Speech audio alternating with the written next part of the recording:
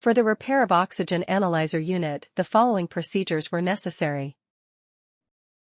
Replacement of various electronic components and general cleanup of the unit. For testing, we use 24 volts DC.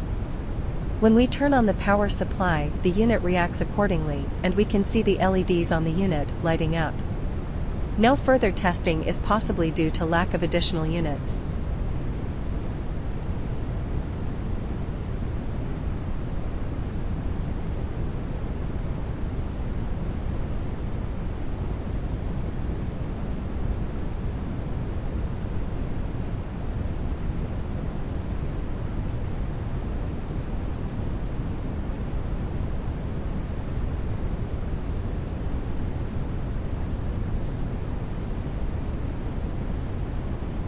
It is now clear that the oxygen analyzer unit is working successfully, and it is ready to be delivered to the customer.